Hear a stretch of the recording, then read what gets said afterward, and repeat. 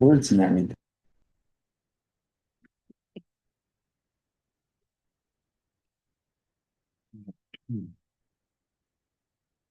It is 6:31 already. I'd like to call this meeting of the City Council of Morrison, Illinois to order. Clerk, would you call the roll? Bruckner, Up here. Yeah.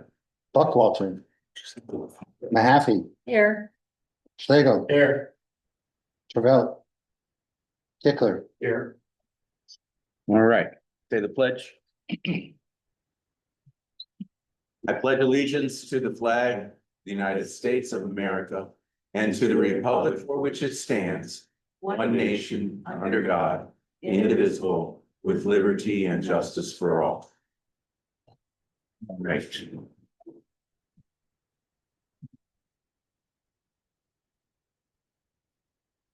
I'm pleased to announce we have promoted 2 officers to the rank of sergeant to follow the organizational chart for the police department, which City Council has approved in the prior council meeting. I have 2 documents. And would we want to go stand over there? Yeah, okay. Okay. So Kurt Workman first, please.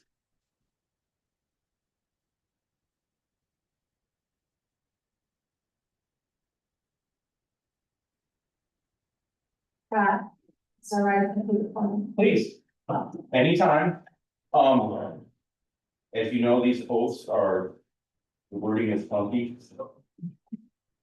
Well, we'll do it nice and slow. So I, Kurt Workman, do solemnly swear that I will support the Constitution of the United States of America I will support the Constitution of the United States of America, and the Constitution and laws of the state of Illinois constitutional law of the state of Illinois, and the laws and ordinance of the city of Morrison and the laws and ordinances of the city of Morrison, and the rules and regulations of the Morrison Police Department. and the rules and regulations of the Morrison Police Department. And that I will faithfully discharge And I faithfully discharge the duties of the office of patrol sergeant, the duties of the office of patrol sergeant, City of Morrison Police Department, in the city of Morrison Police Department, to which I have been appointed which I have been appointed according to law and to the best of my ability. according to law and the best of my ability. Congratulations. Please hold this.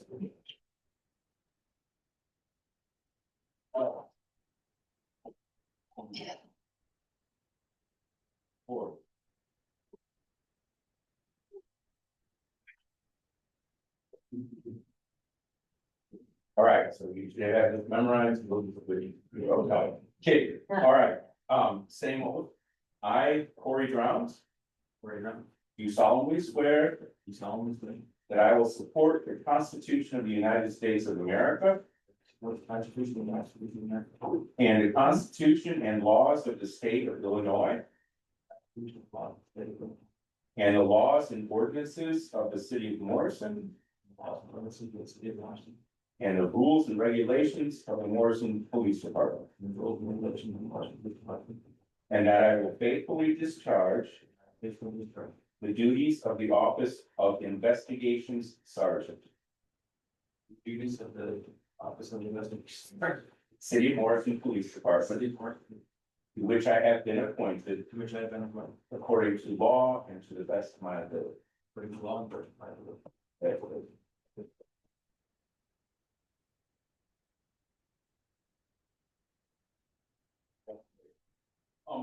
Gentlemen, we need to sign this document.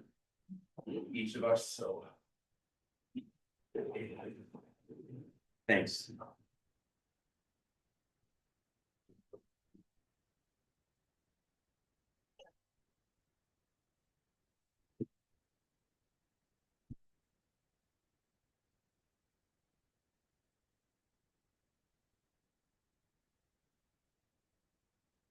Okay. Sign and date. Oh, you have one? Okay, one, sir.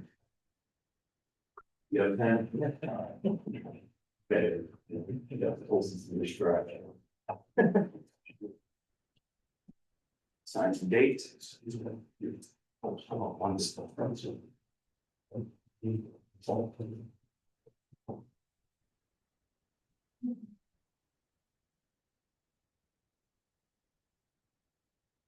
Thank you. Or quick photo, please.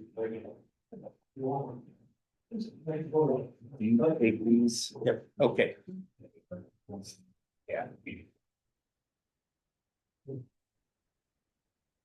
You guys tomorrow. This will be your next one, or? Oh.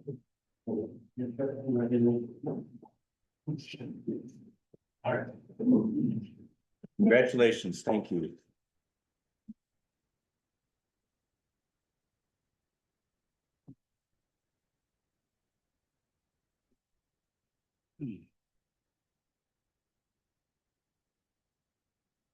Oh.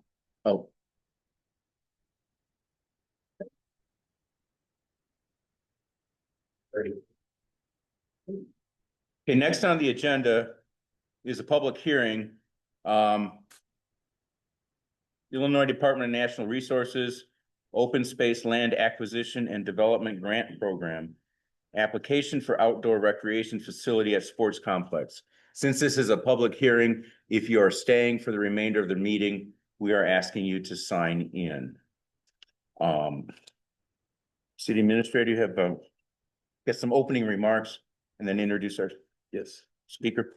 Yes, thank you. This is part of the grant application process. It's the same project with some updated information on costs that we did last year for the playground equipment out at the sports complex. And our grant writer, the Community Funding and Planning Services, Dan Pepin, is here basically to give you a brief overview of the project as required. So Dan, I'll let you Sure. speak. Thank you very much. I appreciate it. Thank you for your time tonight and allowing me to kind of get up here and fill you guys in as to what we're working on. So as Brian had mentioned, the city is again looking to apply to the onsite grant program. We have applied in the past. Mike, Last year we were not awarded. okay, Well, that's kind of a weird one because last year the governor did release the list of all the awarded communities. Morrison was on the list, which was fantastic. And then it wasn't. I don't know how that works, but here we sit again, trying to go through that same hoop and hurdle process. And I do have an email from Andrew Jenkins, who was our point of contact at DNR, where I requested from him, like, hey, what happened? Why weren't we awarded? Where did we lose points? What are we doing? So that we can sit down and see, all right, do we have a project still? Is this a good project? Is this fundable? If it is so, where do we need to pick up points that we were losing in our application? So in the email from Andrew Jenkins at DNR, he does say, the city of Morrison missed out on points in the following areas: habitat, wetlands, wildlife protection or enhancement, incorporation of green technologies, diversity of recreation. So those are the three categories that you guys as a city lost points in the application. So what we've done this year in our application process is we sat down to understand what we need to do there, and also how we can secure those missing or left out grant funds.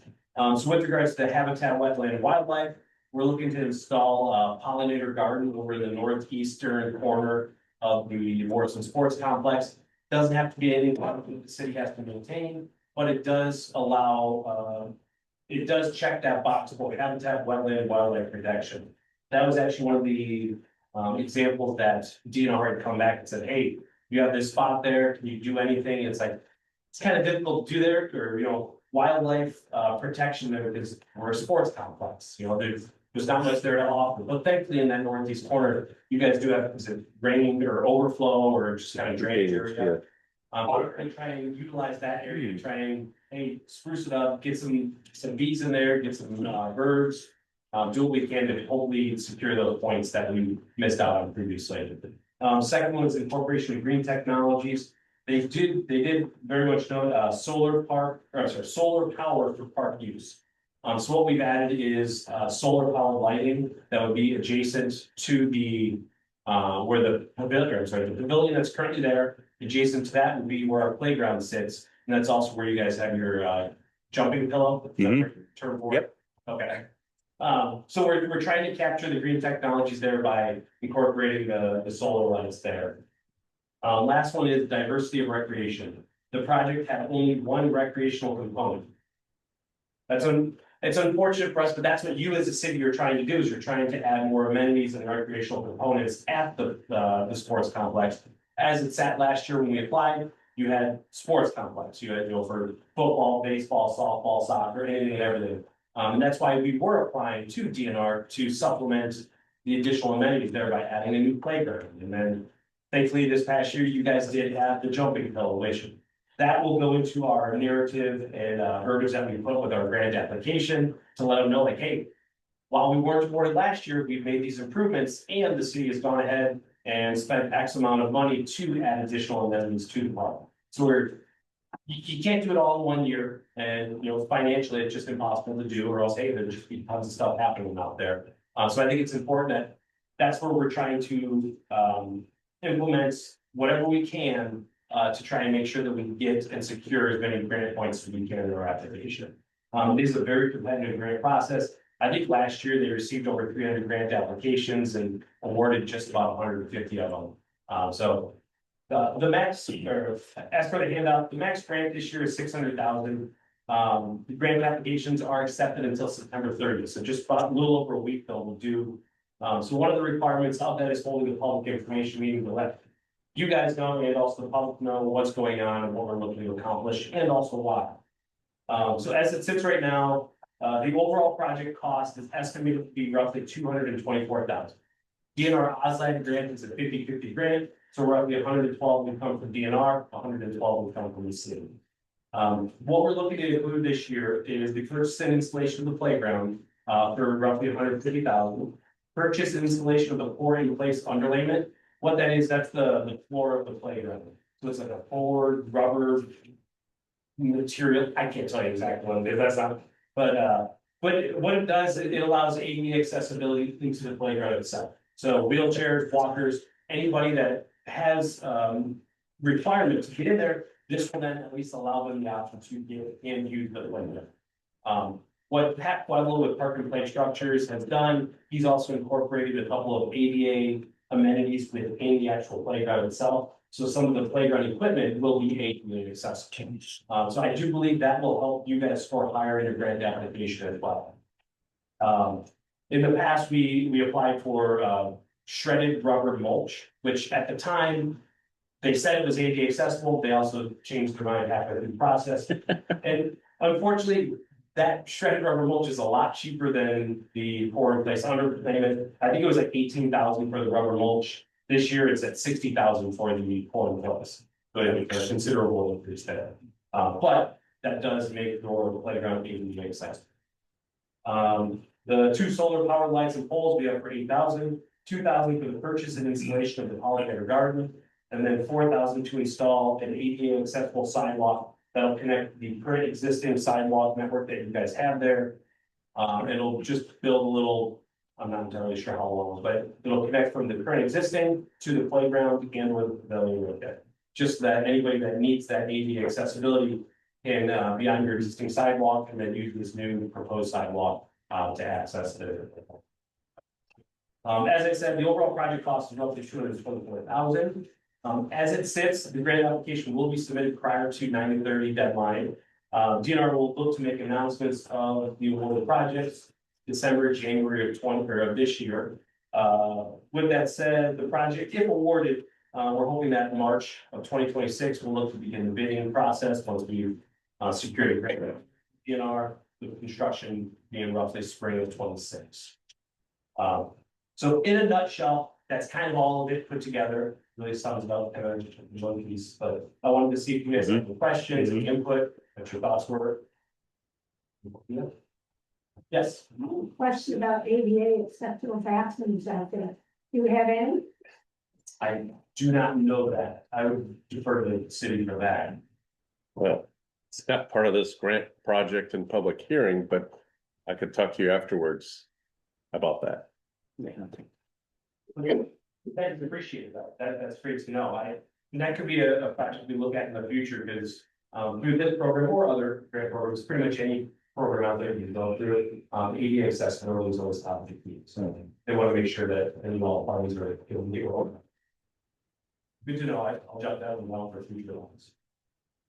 Well, pollinator garden, is that something that would be, that you're looking to do prior to, or if we get it all?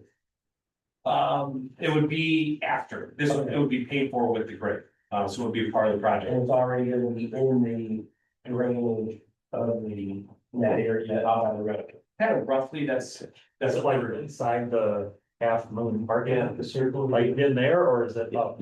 You said northeast. Northeast. It's, Go up by the shed. yeah, it's more, it's in that half moon shape where the retention area is now. That is nothing really but, I don't want to call it weeds, but like the Green. cattails and Yeah, the greenery, that area. We just kind of convert that to more of a managed pollinator plot.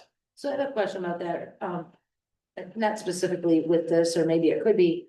But do you guys remember, when Ben Adolph came and offered to do that for free? And I don't know what happened with that, like, we just never gave him an answer or dedicated anything. But that may be still an open option for the city to get that at no cost, absolutely. if he would, And one other, if he had volunteered to do it, I imagine. and one other way that people do that too is they talk to like the local Boy Scouts, Girl Scouts, Cub Scouts. And use that as like an Eagle Scout project. That's what we've been approached in the past with similar project. You also offer the high school, FFA. Good point. I mean, I know it's not a lot on the breakdown, but I mean, $2,000 could So, Put it somewhere. so I have a question. something out. So what's the other option, like, you know, little pollinator garden to fulfill that requirement? Sure, so they listed on your pollinator garden, birdhouses, etc. That's what DNR. So The birdhouse? I mean, it says habitat, wetland and wildlife protection or enhancement. So whatever we can do to. That's where it's difficult to meet that criteria, because it's not a wetland over there. It's not, it's part of your city. It's not just a. We're already have about to make it a pollinator wetland. now. Okay, That, to me, and for, it's more of an eyesore. okay, Pollinator garden, but I don't know if anybody's in charge of taking care of it. And so. I'm just leery to put something on there like that, that'll look like we have out at Waterworks Park versus something different that we can maybe, housing, or whatever that entails, to make it a little more appealing. sure, I'm just afraid that we're gonna throw wildflowers out there and it's gonna look like a weed patch with some flowers. Yep. It'll look good for one season. Correct, yeah. Or for a couple months. and Yes. I understand, yeah. That's what I'm concerned with. That's where it's difficult to understand what DNR is asking there, because that's a big ask for like your guys' situation there, like. It's not a natural habitat. It's a sports complex. So I have a question too, as a whole, are they looking for that criteria where you say Morrison fell short? Are they only looking at the sports complex proper, or are they looking at the city as a whole? Because I think we've increased like solar panels within the city, and we have a plan to increase solar panels throughout the city. Just different criteria, Sure, that you had mentioned that they fall short on, so that's my question, are they looking at the city as a whole? Because I think we have already started to increase and address some of those diverse, some of those things, or just that plot of land specifically. yes and yes. So yes, they are looking for an application because to have this paid for with DNR money, it has to be part of our application, part of our project location. So yes, they're looking for it in our project location, which would be the sports complex. But then also, yes, they're looking at the city as a whole. Because what we also submit to DNR with our application is an inventory matrix of what you guys offer as a city. So it's not just every park, but in each park, we list how many picnic tables, how many water fountains, how many pavilions, how many tennis courts, basketball courts. Any type of recreational activity that you as a city offer, we list that in our application in a matrix that we put together. That just catalogs everything that you guys have to offer. So they kind of, they look at your initial project, but then they also look at you as a city as a whole to ensure, like, oh, especially if you have, say, round number, say you have 10 parks, 9 of them are not great. You have one park that you just keep dumping money into. They want to ensure that, hey, it gets spread around too. So if they look at your inventory and say, oh, wow, you really don't have anything at any of these parks or one certain one. So they're really looking at our exact project and also the city of the whole. Got it. Thank you. Of course. And just to come back to you, I can happily grow birdhouses, whatever. I think, I just didn't know what the other options were. yes, they are, the way that they don't list any city grant manual, then which is their guidelines that they follow. But like I said, that's just kind of how it came back to me. Sure. And I've done it in the past too, or I've had a different community where we were awarded, and it's like, oh, well, pollinator garden birdhouse, I mean, it does seem pretty simple. And like, you know, to add a $20 birdhouse to a grant application just seems a bit overkill. But yeah, I And it's surrounded by corn. there you go. He did say the project in itself was a good proposal, but was not able to complete the application that were installing multiple recreational components and or pollinator gardens. That was the rest of this. Pretty specific. The word of the day, isn't it? Right, so that, obviously, I think, the way I read this, that's what they're, Yeah, like, we have to get those keywords in our application to make sure that they realize they were serious. We want to get to this funding, we're trying to check all the boxes that we can with our application. Even if they give you the scoring criteria of each category, and I think these ones were five or 15 of these. And so, I mean, even if it's a 15 point category, before we may have gotten 0 points, whereas now it's like, I'm hoping for 1, 5, 10, 15, I'm hoping for anything above Right. 0 to try and snatch whatever points we can with our application and beat the other communities. You know? Any other questions, input? What's that? Top classes for the birdhouse. Well, that's Are great. you looking for bluebird houses and stuff like that? Like native birds that I would- have yes. those sparrows. Well, Martin kind of. Whatever would be- I love them. Whatever would fit out in that region over there by the sports complex there, and then, Like sites of pollinator birds, just like habitat restoration, prairie grasses. that, Once that's in place, it should take care of itself. should, yes. Like if the people are Pheasants Forever, the extension office, they know a lot about city. They used to help do it. Okay. Grasslands that I helped set up 20 years ago, stuff, so. Yeah. And I think that would be just a great thing in that corner, or just something else. A little splashy colors and flowers. Burning fossil fuels. Anything else you guys want to input here or? All right, well, what I'll do is, I'll take this back, I'll grab, when the minutes are done, I'll grab them from the city. And then I'll include the minutes within our application, and I'm also including our minutes, and handouts from last year too, like, hey. We tried last year, we were awarded, but we weren't awarded. And then let them know that, hey, these were the comments that we received, this is how we could have gotten better and scored better in our application. We've made these improvements, hopefully you guys. see what you said. of course, no, we have until September 30th, it's like next week. Correct. Turn this in, and we haven't actually made those improvements, so are we gonna take a dig for that? I mean, are they gonna decide that we're talking about it versus? Yeah, we're just applying for those. You Okay, guys don't, as a city, don't have to spend any money. Like this grant is like, you only have to do it if you're awarded.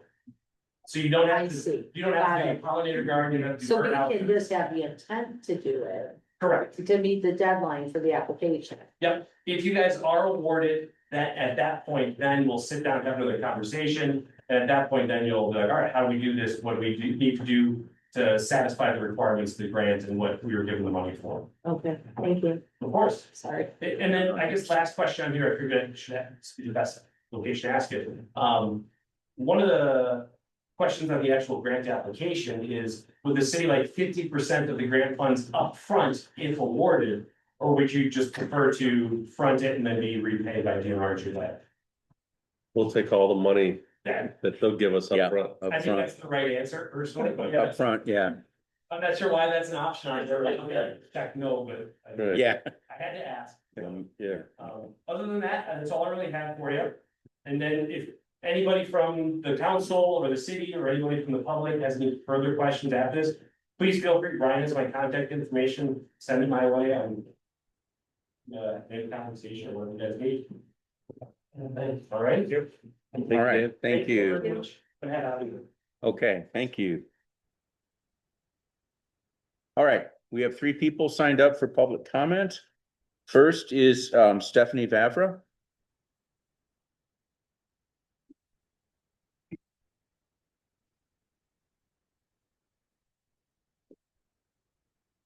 I don't know if that's even on. Just Gotta have a little green light on. There you go. Perfect.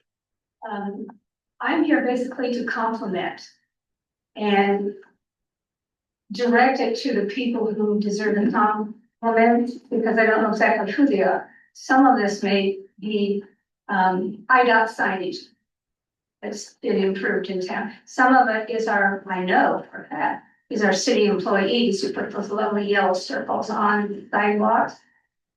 You know, no skateboards here or something like that, but there are things that affect the railroad crossing, so that's gotta be some technical entity. So I'm just gonna tell you where I've seen some interesting new signs, and I was alert, and I hope the drivers will be too. Okay, so random things for you to look for. Coming down Jackson, as you approach the railroad tracks, just cross there, there's a sign that says no through truck traffic. You know, because we've had so many people have trouble there. And that's on South Jackson tracks. Then as you go around the corner to East Wall and 78, there's a bigger sign that says,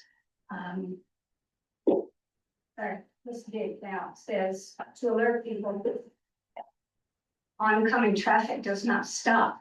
Hmm. So somebody won't go barreling through that, it's the intersection. Main Street has some big signs, black and white ones, foot traffic only. Neat, crisp, to the point, I like that. The entrance to the junior high has a sign that I noticed earlier this week, but I can't recall what it was about. I don't know, if it was, maybe it was entrance to the parking area, something like that. It's on that end of it. IDOT signage is on 30 and 78, and there are 2 big green signs, say, Clinton to the west and a city to the east, and we were gonna take an opinion poll. Does anybody know what that other sign is? It's not Sterling, which I thought it might be. Aurora. Dixon. Well, if I'm driving through a town and I don't know the town, I'm looking for those kinds of signs, big, green, where I know, okay, I gotta get in this lane. So it gives advance notice more for the travelers coming to town, and they would say, thank you for doing that. Next, there are 3 larger red flashing lights about this big at the high school intersection. So as you are coming on Genesee, headed up to town, or Winfield, the big sign says stop. And then as you're going the other direction south, there's one there, and as you come on Academic Drive up to the high school, great big red signage.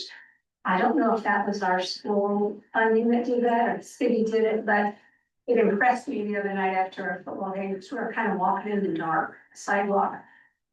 Those red spotlights gave us some illumination. I think that's all I've got to mention, but I wanted to thank those people that do that. You know, they're kind of doing their duty, helping us all be healthier and safe. And Ryan, take it from here, okay? Thank you. We appreciate your comments. Thank you. James Palmer.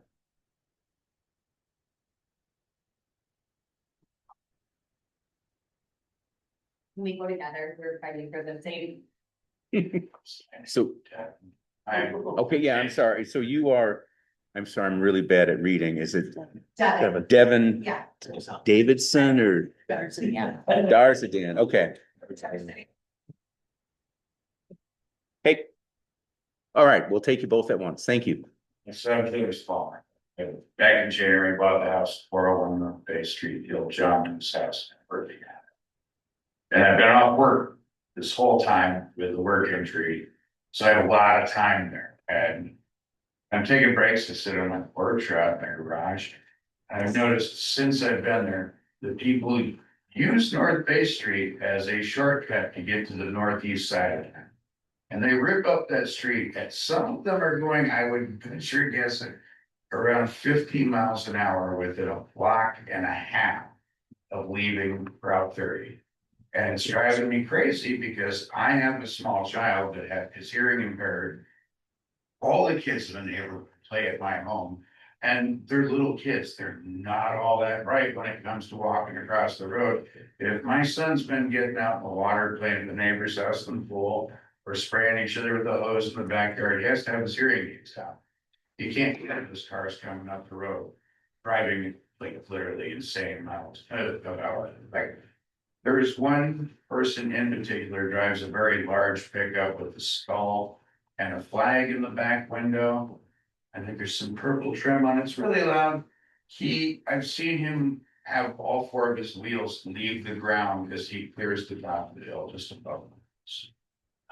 And what we're asking for is a stop sign to slow these people down. In fact, I really think it would be good to say to put one in at every intersection that is that long going uphill, because right near where I go to church, the Presbyterian Church block way, people do it all the time. We have kids crossing the road there a lot.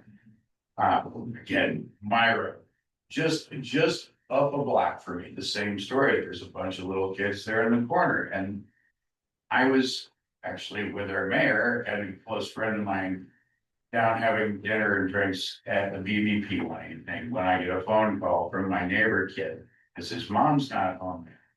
And the truck that I spoke about earlier had run his close friend off the road into the curb, damaged his bicycle when he was bleeding, and they didn't.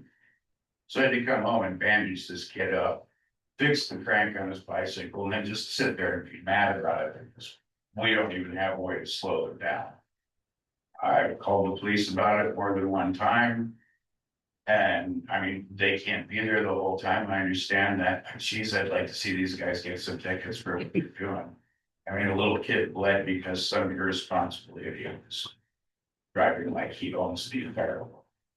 So I'm asking for a stop sign at all the intersections that cross the street going north south. That's on that, just to clarify with that. We have businesses that sit along that the entire way, so we are a highly traveled road. Even though, you're looked at as, it's not Main Street, and it's not Back Street, and it's not 30. It is the road that everyone travels as like, almost like a frontage road. It is that road.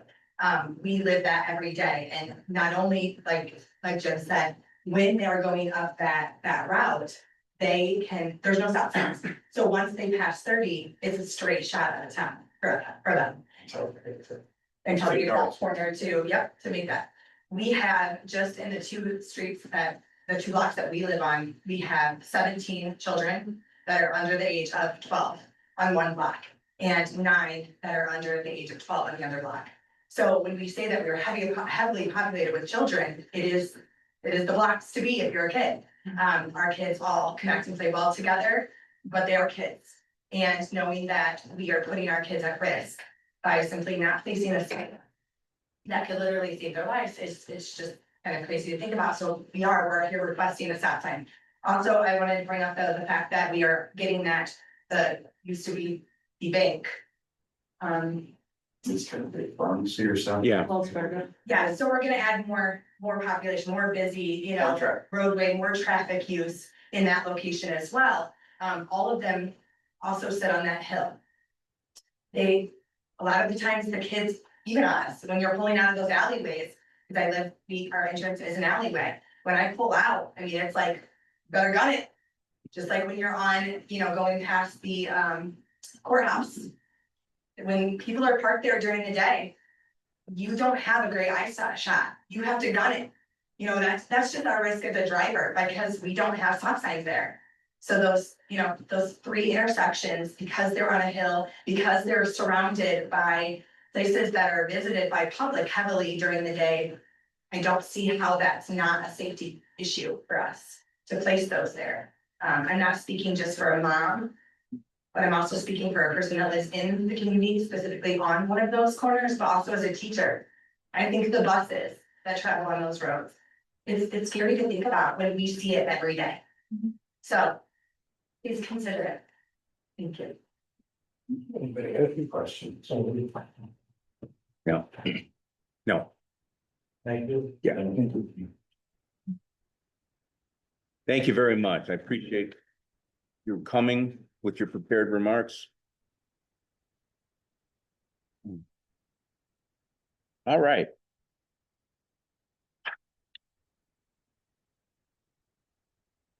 City officers, department heads, Chief, do you have a report? Okay, So, we had a busy weekend, we had, Page Town Harvest the Hammer. No major incidents, but I would like to thank, Quality Concrete for donating the concrete blocks to protect the children during the event. Mr. Bartos and Mr. Vandermeid, who assisted in placing the blocks at the intersections. okay, thank you. We have a treasurer's report we'll act on later. Do you have anything else to add? Okay. Nathan did send along a report on the activities for Parks and Recreation. A 2-pager presentation of what he's up to. If you have any questions on that, you can refer them to City Hall and we'll get them answered from him. I assume there's something going on tonight. Soccer tonight, okay. Wonderful. Oh, sorry. And you, sitting at your desk should have, is a water sewer monthly report. We've asked Shane to bullet a few items that he's working on. So you can see those. And once again, if you have any questions on these items, send a note to City Hall and we'll get some elaboration if you wish. Thank you. All right. There are 6 items on the consent agenda. 2 of them did not digitize very well. So we did put a hard copy on your desk as well, with the proper dates on that. City is going to pull number 5, the painting pay request. Is there anything other item that you would like to pull from the consent agenda?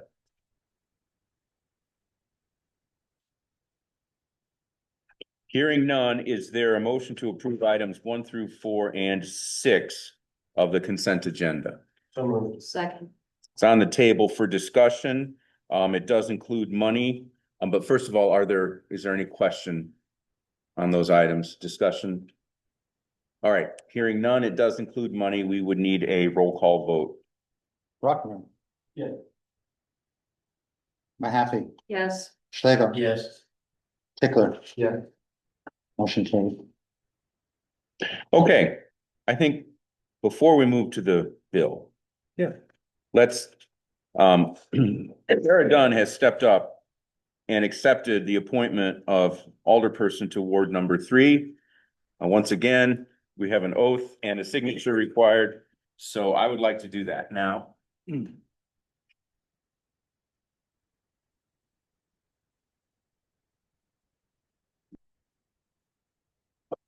This one's shorter than the police, more police officers than officers and sergeants, and it's just poorly worded, but this is easy. Okay. I, Sarah Dunn, I say that. elected, appointed to the office of alderperson Ward 3 elected, appointed for the office of Alderperson Ward Alderperson Ward 3 of the city of Morrison of the city of Morrison, in the county of Whiteside, state of Illinois. state of Illinois. Do solemnly swear or affirm Do solemnly swear or affirm that I will support the Constitution of the United States that I will support the Constitution of the United States, and the Constitution of the state of Illinois, the Constitution of the state of Illinois, and that I will faithfully discharge the duties that I will faithfully discharge the duties to the, of the office to which I have been appointed of the office to which I have been appointed according to the best of my ability. according to the best of my ability. Thank you. Thanks again. Oh.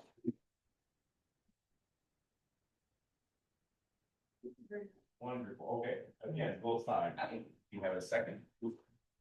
Oh. That's the problem. That's something else.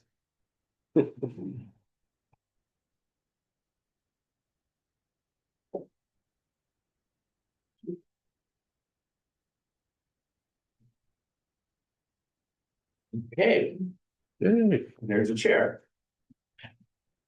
I have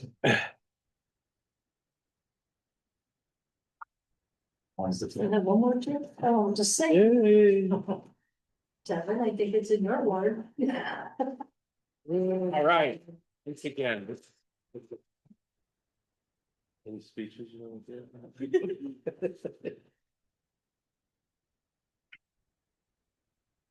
Regarding the bill for painting removed from the consent agenda, I will ask for some remarks from the city administrator. After a meeting today with Bob Lottie, our painter, and then going through the punch list at the four buildings, I do not recommend paying him any more at this time until he addresses the punch list per the specs and per the contract. And we had that conversation today. And so I hope you support that decision. What was the Yeah. temperature?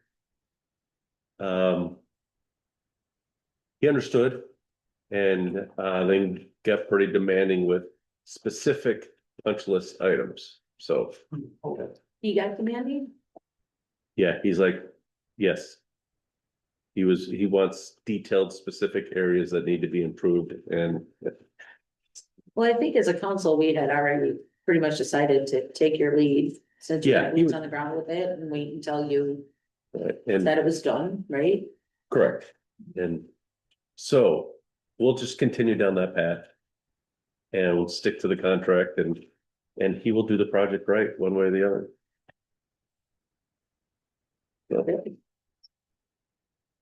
Okay, I think to stick to Robert's rules and such, I would ask for a motion to approve payment of that bill, and if nobody moves, then it would die. Hearing no motion to approve, the motion has died. So we will stick to the path just described. Pollinator garden request. Molly? Hi, I'm Molly Johnson, with Illinois Extension, Pollinator Gardens seems to be the hot topic of the evening. It's an Illinois thing. So Illinois Extension received a $500 kind of internal grant to promote the availability of pollinator-friendly native plants in Illinois, which is made possible by the Bird Family Foundation. So my request on the base level is 2,000 square feet immediately east of the community garden at French Creek Park for a pollinator garden. Now, I know that does rise up some issues because pollinator gardens can a lot of times be perceived as sometimes weedy or mismanaged and all those things that kind of come along with those things. And acknowledging that because I have this argument with my husband just about every other day, really. Part of the grant, a lot of natural areas fail because of a lack of management is a 2-year management plan. So I just kind of wanted to send that around the table if they're open to taking in. I apologize, it's printed on cardstock. Because I printed it on cardstock, so one's gonna reprint it on regular paper to waste paper. But this pollinator garden is really kind of gonna be more of a pollinator plot an idea. So since the grants, its purpose is to promote the availability of pollinator friendly native plants in Cleveland. It has a focus on local ecotypes, so seeds and plants that are from our kind of local surrounding area that are more likely to be adapted to our local conditions, quite frankly. So there's a need in our area for native plants, and you can go to the nursery and you can pick up a, you know, a coneflower. Well, that coneflower might not be a cultivar that's really all that friendly to our native pollinator species, so what we would like to do, what I would like to do, is use those grant funds to create a pollinator kind of production plot. So in my mind, what that would look like, we would, and there's a timeline, I think, on the back of that. That's just kind of an estimated timeline, but this winter, we would winter sow native seed that was locally collected, and you would head start probably at Sauk Valley Community College's greenhouse. So we wouldn't just be broadcasting seeds, we would be planting plugs. The location would be solarized, so we put plastic sheeting down to kind of limit. I mean, it kind of kills some of the things that are in the ground, the seeds that are there, and help kind of knock down weeds. So it'd be solarized, and then we would come in and it would get tilled, a weed barrier would be put down. And then those plugs that we had either purchased from somewhere or winter sown, which means we started in the winter, would be planted in that. So as part of Illinois Extension, I coordinate the Illinois Master Gardener Program in Carroll, Lee, and Whiteside counties.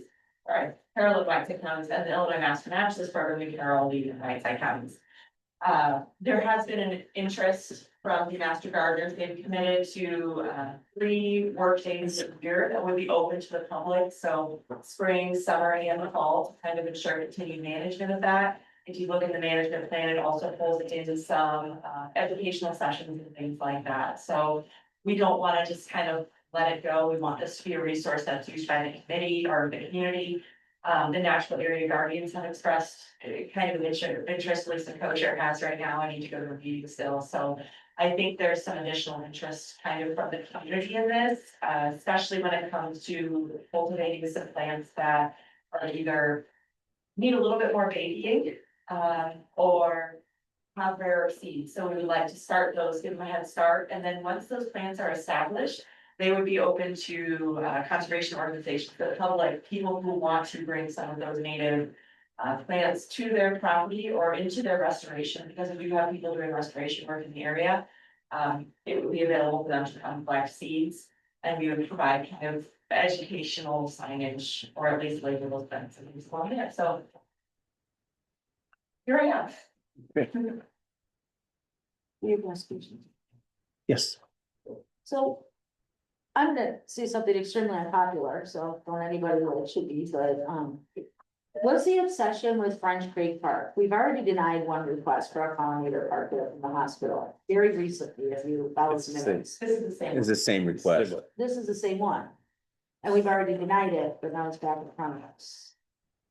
Right? So, oh, this is the same one? I thought that one was from the hospital. Well, it wasn't denied, if I remember correctly, it just. Never you made wanted- it. It You just wanted was more never- information, that's why we've invited Molly to be here. So why that specific location? There's so many locations around town. There's a small creek bed up at the Kelly Park where it's a little bit of wet area where the same goal could be accomplished and isn't right at the entrance to our town, right? I'm not against pollinator parks, but I think placement is key for optics for our community.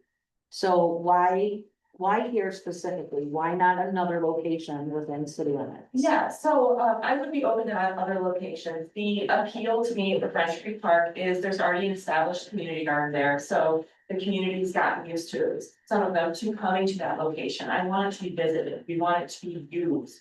If it's tucked away and this, you know, garden's over there, people aren't gonna know about it, people aren't gonna wanna find it. The other advantage of that location is, I assume the high school still does this, but the junior high. When I was in high school, we walked over there. So that opens up potential educational opportunities for the high school kids, the junior high kids. There's an interest from the 8th grade science teacher potentially and, maybe bring some kids out there. So that location is very accessible by the junior high, the high school and the elementary school there. So that, in my mind, is kind of one of those top things that brings that up there. There's also water access there. So since we are planting prairie plugs, and we're not starting to conceive, those first couple of years, they really work on establishing a deep root system, and we want to help them in that process because we want it to be successful. So that, in short, is kind of the reasoning for that location. Do you have a secondary location picked out where you would promote the same idea, or have you just hyper focused on that location? Not hyper focused on that location at all. So we could potentially go to somewhere like South Valley Community College. I could take it. There are other locations. Morrison is where I grew up. Morrison has an active natural area gardens group. That is Whiteside County, and they meet here. I've got master gardeners, I've got my volunteer base, a significant committed volunteer base here in Morrison, and this is something that I want to bring to Morrison, that I'm looking at volunteers and people who are working on things in Whiteside County, that would use those things that are happening there. I could do this anywhere in Carrollby or Whiteside County. That's short of it. I would like to bring it to Whiteside. So you're looking straight east towards the community garden? Yes, yeah, please. And that could look a little bit differently, so, one of the original things that was maybe brought to you was kind of bookending the signs with more of a, like a cultivated, like decorative thing, so that could be an option. If you're worried about kind of the aesthetic of it, especially, gardens and August comes around, even like vegetable gardens tend to be very overgrown. The thing, yeah, everybody's like, I'm ready to mow my garden down by August.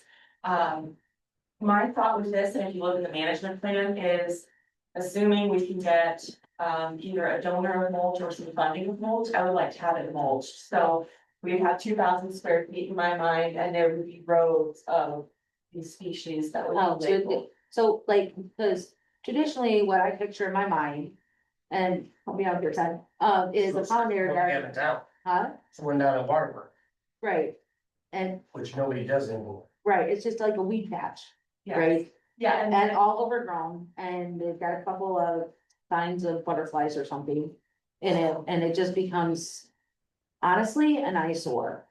But if what you're describing is a very intentional rows of things that is well kept and well maintained, that's different than what I've been accustomed to seeing, which is just a big natural weed patch. right, the perception of a weed patch that's Yeah. out there.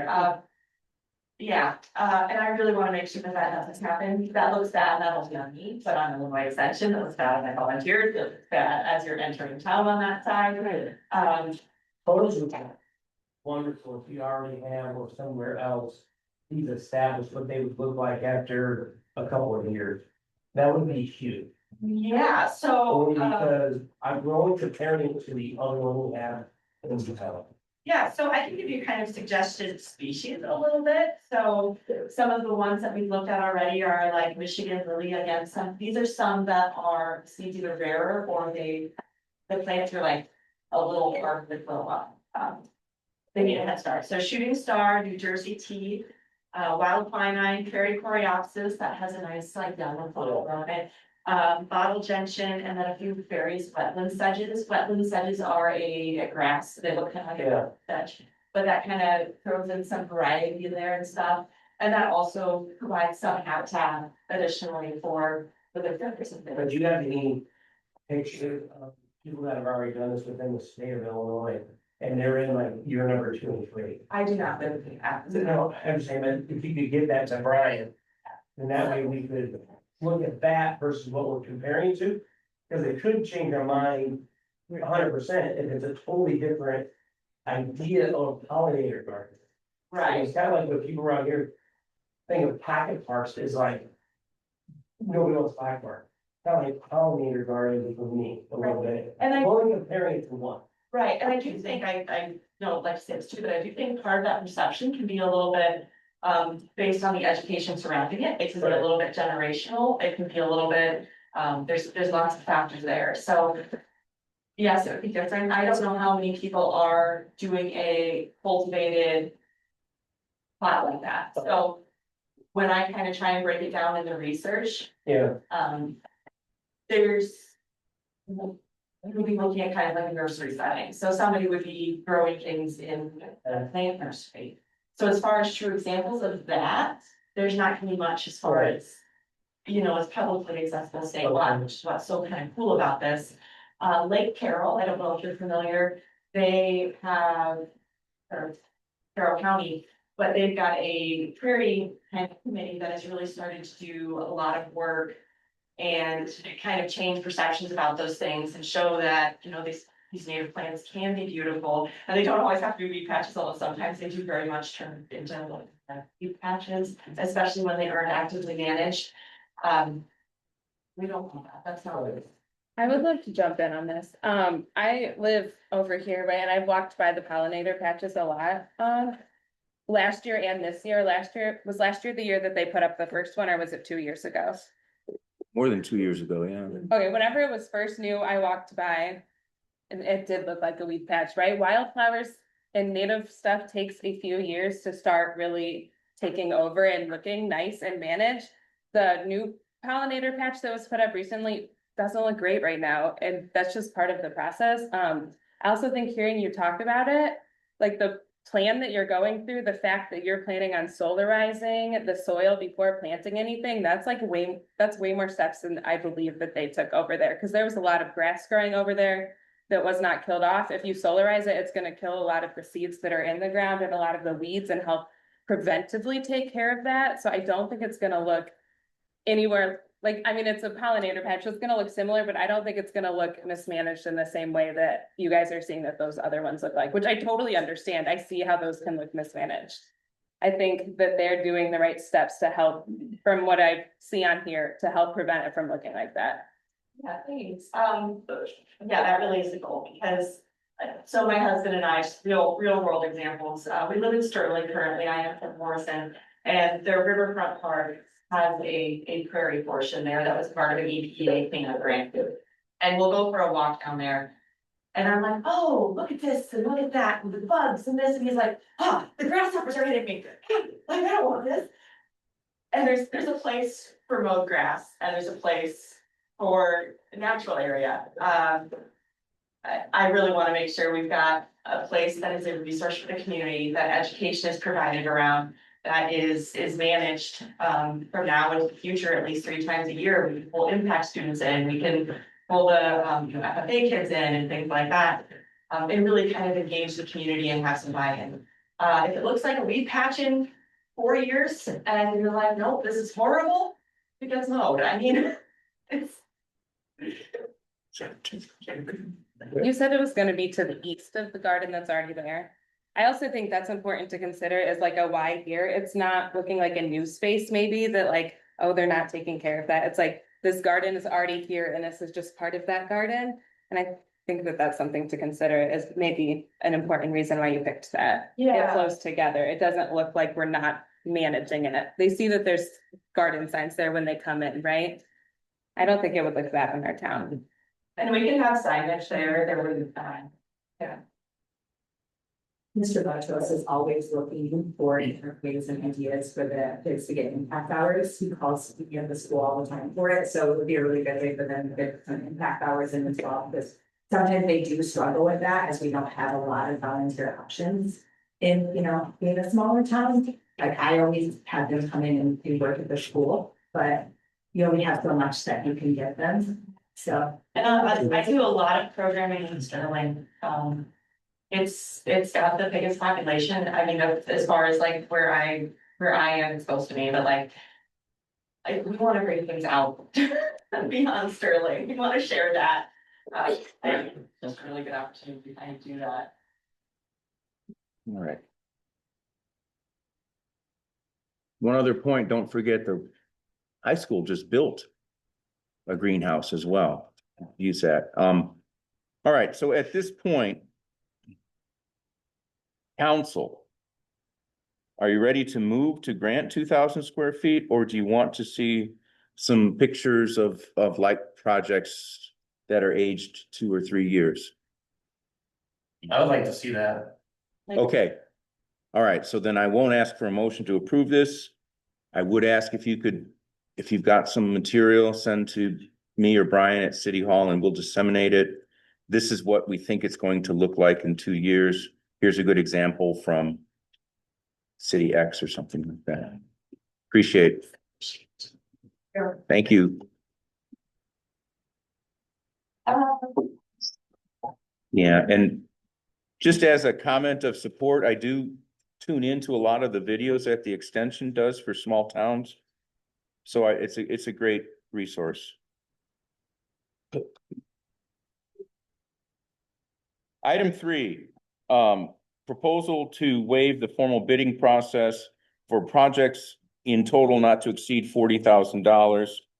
A description of those and what we think they'll cost is on your page 15, and it's also projected on the screen.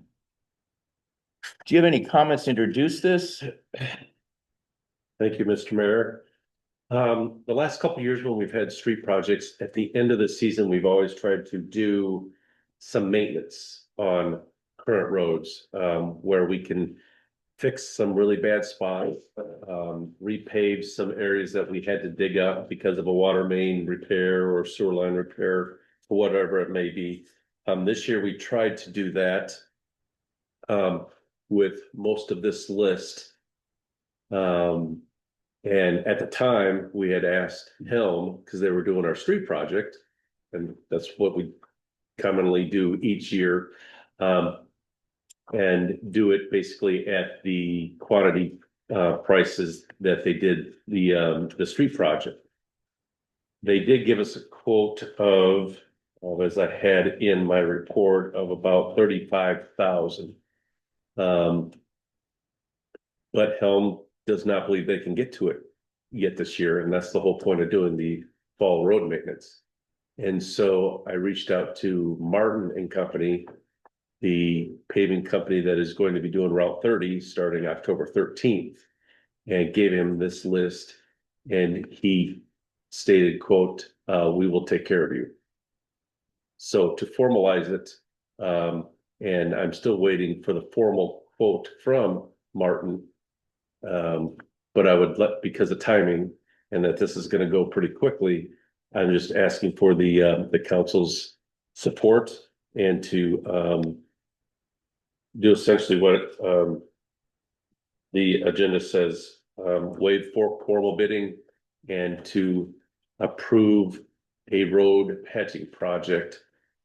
I just put up to not to exceed the 40,000, so we can hopefully get that done by Martin and Company yet this fall. That 40,000 will be kind of a shared expense because of why those patches are, why they're there, between water, sewer, and the street fund. So there's one piece on here that's kind of important to get repaired, and that's the residents at 1701 Ridgewood Drive.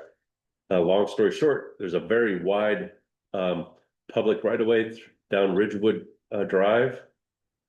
So much as we had to repair a water service to that property, but it was halfway up into their driveway. And they have this nice 3-car width driveway all the way up from the curb to their house, and it's probably 30-40 yards up there. And now they have a big hole, a gravel hole in the middle of their driveway. And it's been there for most of the summer. So we really need to get that fixed for that resident, since we're the ones who dug up there. And it was our issue on our side of the service line. So that needs to be fixed. And most of these other areas are just areas, like I said, they're notated on why we have to replace them. So. All right, for discussion, a motion to approve the waiving of competitive bidding for a series of projects, total not to exceed $40,000 as detailed in the attachment. Would someone make that motion? So, like, All right, it's been moved and seconded. It is on the floor for questions and comments.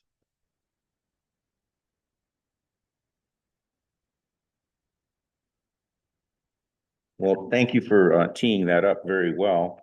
We don't have any questions or comments. So since there is money involved, we would need a roll call vote. Ruckner, yes. Dunn, Yes. Mahaffey, Yes. Plato, Yes. Tickler, Yes. motion carried. All right. Well, thank you. Item 4, this is for discussion only. We are not asking for action on the consulting proposal of a firm to help the city with tax increment financing district.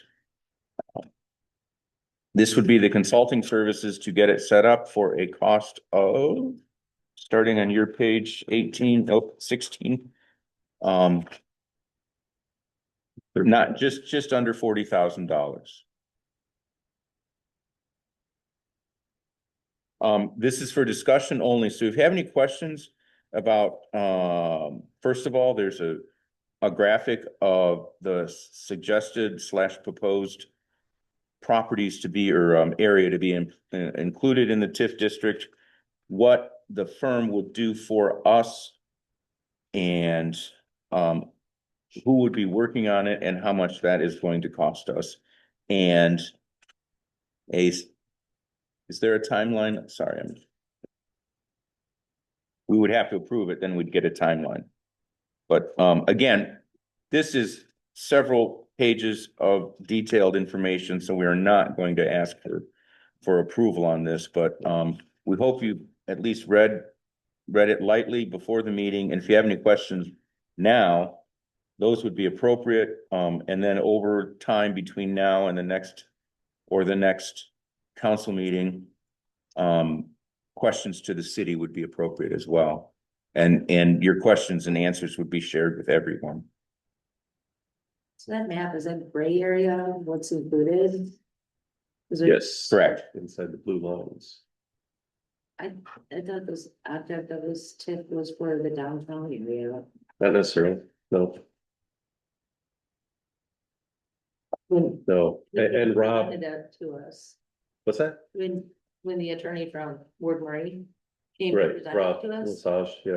Yeah, I thought that We was. use that as an example of an area that could be used for a TIF. If it qualifies and you can justify that, but a TIF district can be any part of your municipality. What is the goal of this one? And yes, and I can give you a little background, in more details when we meet later, but in a nutshell, a TIF district is a tax increment. Sorry, I Okay. did look up what that is. Okay, Sorry, what so- is the goal of what this funding would be for? So this goal is to develop this area, to Okay. improve the area. There's some blighted properties, some vacant Okay. properties. But it's used as an economic development tool. A large part of this proposed area is farmland right now, cornfield, but within the city limits that within this proposal is going to be looked at for hopefully future residential development. Okay, cool, thank you. Yeah, I mean, the idea is to dangle this in front of people who are interested. Do you have a tip, so financing for proposed developers, this is a bell or A tool. a tool to attract, a carrot, really, yeah. And you'll be getting all sorts of emails from the Illinois Municipal League. They have a really good fact sheet on TIFs, Okay, which I keep at my desk because it's very complicated. And you have to walk through how it actually works. So I would recommend that when you get on their website and their email list. sounds good, thank you. And if you don't like this area, you can certainly bring up other areas, but the day that we toured Morrison, I'm not gonna say I propose this area, but this is the area I showed them that could perhaps be an area. And we went around town, otherwise downtown area and stuff. And because of how TIF works and development and having eligible properties, they thought this was perhaps a very good idea because there's diversity here between commercial and residential development. There's good and there's current business there. There's vacant buildings for businesses, et cetera. So they thought this might be a really good district to consider. So another question with this. Do all of this area, because $40,000 is a lot of money, right? So if we're gonna do it, like. I mean, I thought as a council, we had talked previously about trying to expand more commercial spaces out where the existing industrial park is and trying to expand there. So, you know, is that gonna increase our cost if we include other areas in town? Such as, for example, that area to, if we're going to create a TIF district, does it have to be concurrent with each other? Yes. Can it be separated? No, it has to be contiguous. It has to, Continuous, that's it has to connect. okay. And I'm no expert or attorney, but if you guys eventually approve this, this proposal to hire them to do this study, they will educate us all and explain to us why, you know, it might not be an ideal situation for a small town where Morrison is, to look for industry to come in and build here and to expand our industrial park. Or maybe it is an opportunity. I don't know. That's what we're going to pay them for, is to give us that information. This proposal was just, we've been talking about this for a couple of years. It's, I think, obviously a very good tool to consider in economic development. We got them here to look at what opportunities are here for us to use in TIF. And, but I hope to have both our city attorney, Rob Lesage, their firm, and then also Jeffrey Dickinson from SB Friedman here before you guys act on this, of course.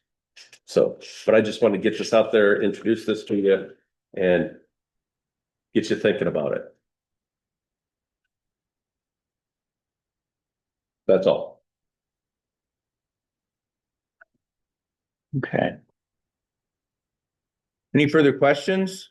So yeah, look for presentations and an action item at a future council meeting.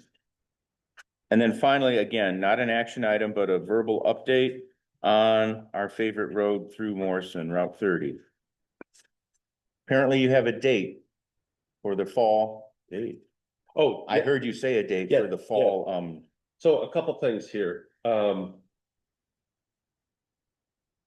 I think I did report this to the council before, but IDOT is doing road patching on Route 30 from Mills Drive to Bay Street, so basically from City Hall to Shell.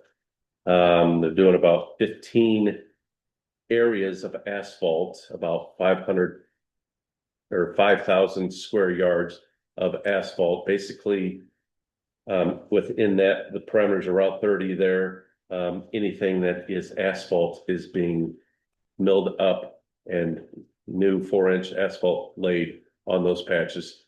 All the concrete patches are staying. This is starting, Martin and Company's doing it starting October 13th. And should take 3 to 4 weeks at most to do, plus hopefully an artwork. And hopefully we'll have our the sewer repair done yet this week before that. Secondly, about 10 days ago, Brad Cushman, the leading project engineer from IDOT, contacted me again as we go back and forth. Not on a regular basis, but on a sporadic basis. But he called me up and said, would the city consider any changes to Genesee Street between Lincoln Way and Main Street? As you recall and remember, we discussed this a year or two ago about closing that block and making it a downtown city gathering spot, foot park, whatever you want to call it. Because IDOT, in the process of doing the Route 30 reconstruction project, to finalize the design and plan, they have to consider all options. And they believe that in one form or another, they are taking the traffic lights out of the intersection of Lincoln Way and Genesee. And to do that, the reason why they're there to begin with is the visibility issue. But the traffic data now does not support traffic lights there, even if there is a visibility issue. So this gets really complex and there's no guarantees here, but he said to me that if the city supports and wishes to reconsider closing at least that block of Genesee, kind of go with the plan we were going to go before, where it would be one way north up past Presbyterian Church. That would be a one way off of Lincoln Way to go north for at least that block. And then Genesee would be barricaded off with some kind of nice barricade there, and not be a through street. That would narrow the street. They believe they could possibly convince the federal funding side of this to maybe reconsider the turn lane through that area, thereby narrowing the road and being able to take less land and impact less of the buildings through that area, and perhaps maybe even speed up the process a little bit. Again, no guarantees, but they asked if the city would reconsider that.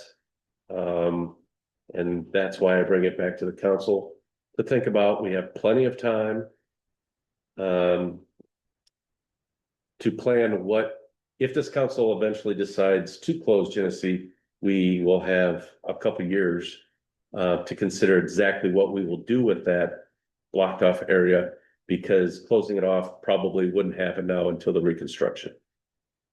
Because hopefully we can negotiate something with IDOT, basically to get something more out of this, so to speak. So do you think that they're not putting lights back in?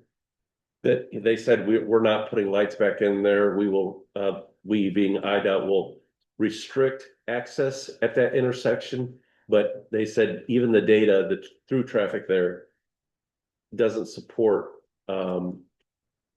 traffic lights. Okay. There's not enough use at that intersection. Well, does it support it anywhere? From But Cherry Street to the west end of town? Did you ask them about that? Cause man, I just even saw this weekend with millions of people, or not millions, but you know, so many people out enjoying Main Street and the painted town. There were still trucks barreling down Route 30. And if they were doing less than 30 miles an hour, I'll donate a kidney, because they were still barreling. And we as a city, for safety, need to have something to stop those trucks and people from just whipping through and speeding through. I mean, this weekend, all of those streets were closed off. And I can tell you, I witnessed not just one, not just two, but multiple trucks just really barreling through on Route 30. You know, I didn't have a radar gun, but Yeah, but also 1 block, they're gonna be stopping at South or Cherry Street too. So it's not like it's a main thoroughfare either. well, I'm just saying, the trucks. And it especially, I mean, I invite anyone to go sit out there and watch, you know, I just wanna make sure the state is addressing this issue too. Because this isn't a freeway, right? It's a highway and it does need to be repaired. However, we also need to consider the safety of people Mhm. in the town trying to cross that roadway. And the trucks do not slow down. They just don't. But I think they're all timed to where if you hit that one at Green, you're gonna hit Cherry Street at Green, you're gonna hit, like, because I cross that all the time. At some point, to where it's like, if I'm waiting to turn left and I get that light, then everything going east and west goes Yeah, red as well. The Genesee Street one does not talk to the others. It's too old. It's too old to talk to the others. The others, But I think, They hit Sullivan's. talk, yeah, they talk to one another. Town at Right, that point, but- coming from the west. Coming from the west, your Meaning- point is yeah. very well taken. You sit in the mayor's office or Brian's office at City Hall, you can hear them coming from the west. Clear to Bay Street, they're still going way too fast. And IDOT's, why we have chief food here.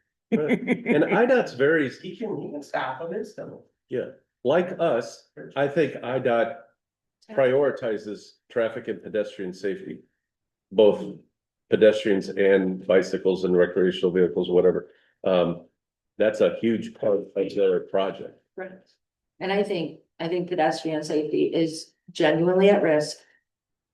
With, I mean, I would like to see their studies, because I genuinely believe that pedestrian safety is at significant risk with no even stop sign, fine, it doesn't have to be a stoplight, but even a stop sign between Route 84 or whatever coming in and then 78, yeah. Perry Street. There's no incentive for them to slow down at our city limits, and they do not slow down at our city limits. Yeah, that's not a unique observation, I'll say that, and I don't disagree, I don't think anybody else does either, it's a concern which we know when we discuss. Would you not need a turn lane that is, or if you're heading east and you wanna head up north? You're just gonna be in the right lane, stop traffic to take it, like. Then they would I don't think not you need allow a the turn. There, You can't turn them. if you're They're going, going from the left. Right. I know, but if you're heading, like, to where if I'm heading towards Sullivan's and I wanna go north on. IDOT doesn't think the data support, even if you can still turn both ways north to go up Genesee. The traffic data doesn't support having even a turn lane there. They're basically saying not enough people will turn there or do turn there now to have to justify it. But you're gonna have people coming then from Sullivan's heading west that can take a right to Yes, go up there. So I guess my point is, what's stopping cars coming the other direction to just take a left and head up? Nothing. and now They can't. nothing, yeah. So are they Just wanna be a turn also lane. recommending that for the I don't think intersection it's of still a Fourth Street turn. and Bay Street and all those other streets that What they're saying. there's no turn lanes currently? That will be, there will There be. will turn be a lanes. center lane, but the issue is at Genesee Street, they could eliminate that. And because otherwise they have to buy a bunch of property. That's the short answer. They can eliminate property acquisition, it potentially speeds up the project. And they can eliminate property acquisition by eliminating the center lane for the 2 blocks from roughly Base to Cherry. And if they could do that, the way to do that is restrict somehow traffic on Genesee. Close the southern block or make it one-way south only and the northern block one-way north only, as we also have discussed. So that's the goal. It's just, we could do it faster if we didn't have to buy up so much property. And this is one way to not buy up property. So again, this is not an action item and it won't be an action item for some time. But we're trying to just throw some seeds out there for people to start thinking. And I say this all the time, just drop a note. What are your ideas? What do you think? And I would share it with the whole council. You are saying that if nothing changes, though, there will not be a stoplight there, right? That's what IDOT Yeah, is saying. it's, So we probably need to figure something out. Well, there they won't, plan- yeah. they're No matter planning- what happens, there won't be a stoplight there. So, Thank you for lively discussion. action. Thank you so much for your attention tonight. As always, and I always say this, a motion to adjourn is always in order. So Second. Is anybody opposed? Hearing none at 7:55. I declare the council meeting adjourned.